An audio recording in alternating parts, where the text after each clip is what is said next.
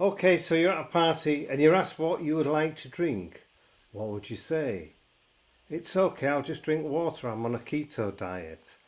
You could, or you could be smart and go for the best alcoholic drink to not mess up your ketogenic state. But which one is it?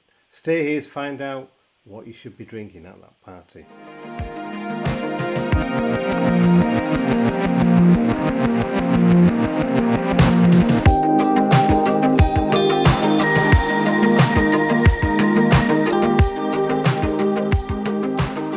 Hi there, I'm going to start with a disclaimer.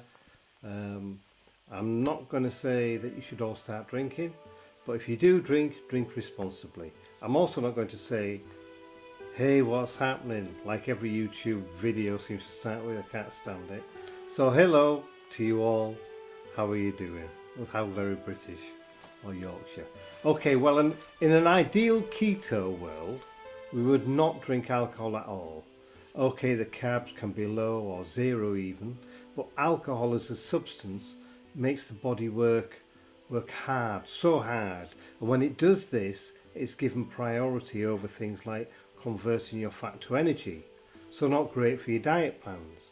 However, we still need to live our lives. And of course, if we have a drink or two, we need to choose the best we can. This is the best one for our keto diet in terms of carbs, or do we? I'll explain more on this a little bit later, but first we need to look at the lowest carb impact alcoholic drinks, the ones that we can get, ones we can have, and the best and the worst one. I'll start with the worst one. I'm sorry, I'm afraid it is beer. Yeah, beer is not just bad for the carbs, but it's also because of the grains it's made from. It's the reason we get beer bellies. Which is not good luck. We wouldn't want to be on a keto diet if we thought, I want to lose weight but I don't mind holding on to the beer belly look. No, that's unlikely. So we could cross beer off our list at a party if we wanted to. That's if we wanted to be strict on ourselves. I will add that light beers are better if you're having if you are having a beer. For example, a Miller Lite that's available everywhere. Even though they keep changing the names of them, there's a Miller 64 and other ones, extra light and all the rest of it. But when you look at them, there's 2 grams of carbs, and the alcohol content is less than 3 ABV. Now this is important at alcohol level. I'll explain more on that later, but a regular beer can average around 12 grams of carbs. Again, the alcohol content is important, but you can't get away from 12 grams of carbs. Now I'll add that light beers are better, but they're actually classed as Pilsners, not beers as such, where they brew the sugar out of them. But one thing I don't like to do in these videos is get too technical. I see some of these and they use all their long clever words, which is fine, but people want to know what can I do, what can't I do. Now beer may be the worst, but I'm looking at just normal drinks. That's normal drinks as in as they come, not mixed with anything else. If you're one of those that puts orange juice in your beer, who does that? But I know some do, or lime. But then you look at cocktails or mixed drinks, it's another matter altogether. You know, for example, I mean sangria. When I was looking at this for the carbs, some researching, they all keep saying about a cup of sangria. So you drink sangria in a cup. Now I've been to Spain and I remember it in glasses, but apparently some drink it in a cup. But a cup of sangria or glass, whichever, is around 27 grams of carbs. That's quite a lot, isn't it?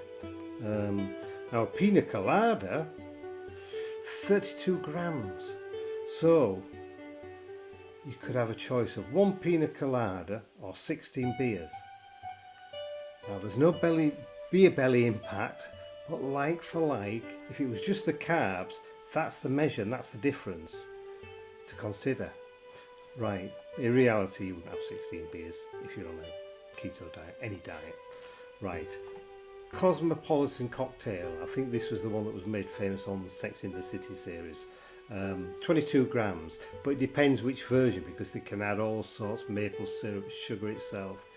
But then again, if you're at a party and your host says to you, would you like a wine, a beer?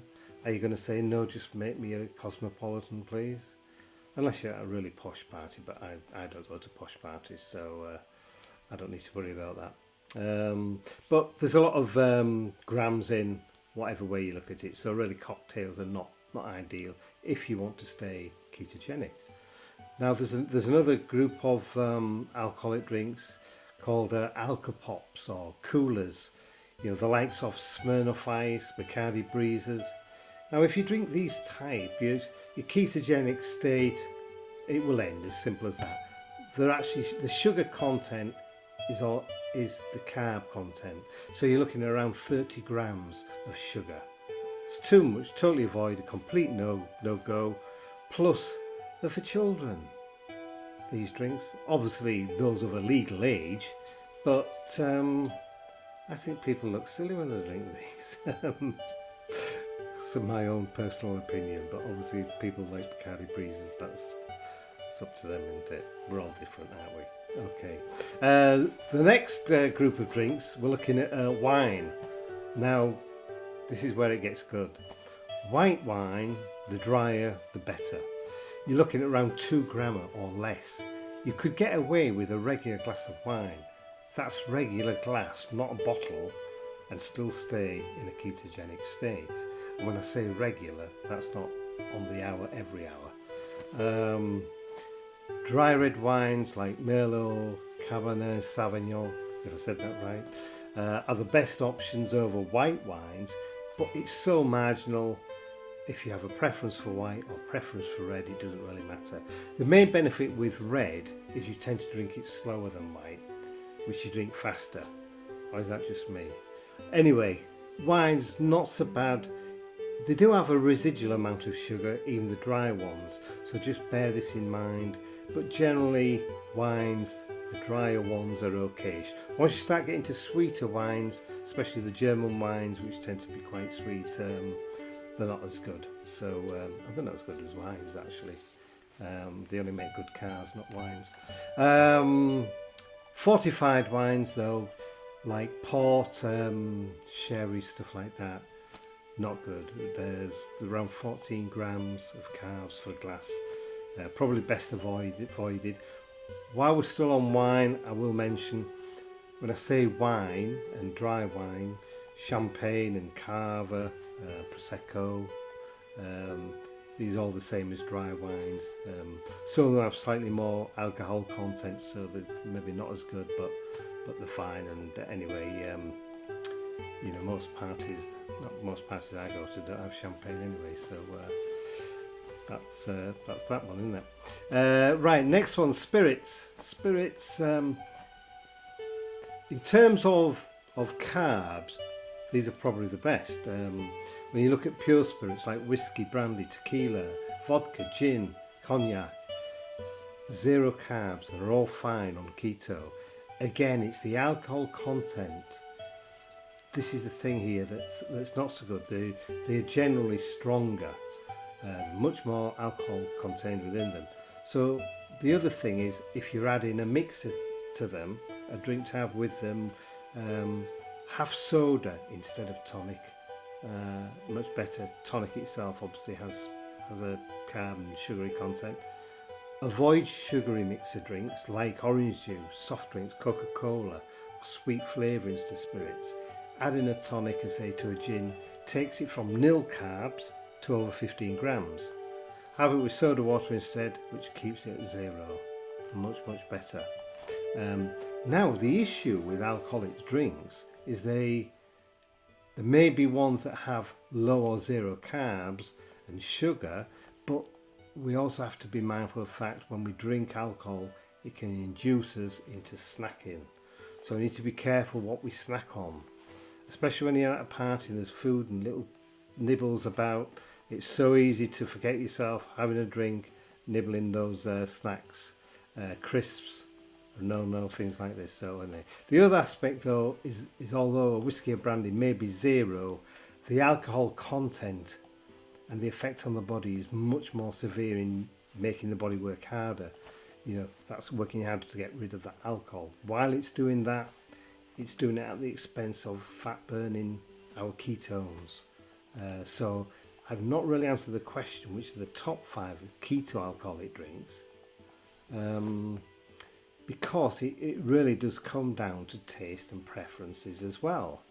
It's okay to say, well, this white wine is the best one and it's this particular one, but if you don't like the taste of it, then what's the point? So say, for everyday use though, probably a bad term to use with alcohol, everyday use. I'll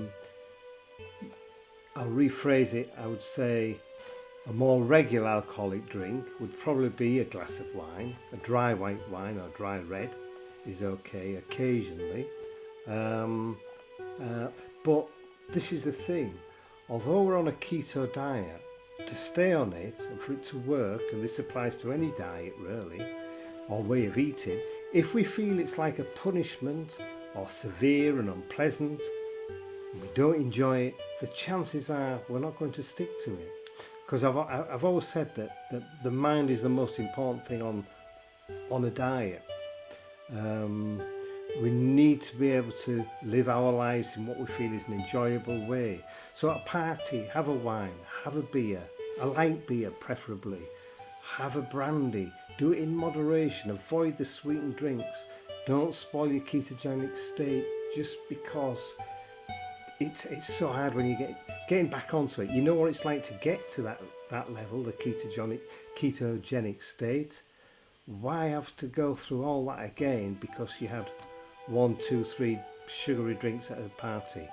Okay, so enjoy the party, keep to dry wine ideally, and I'll wish you all good health. See you in the next video. Check out the free keto recipe book in the description, and there's also a plan of action framework for anyone who wants to do the keto diet. So if you're already doing that and you're on your way, you know exactly what you're doing, that's great. It's not a problem, but there's some recipes there.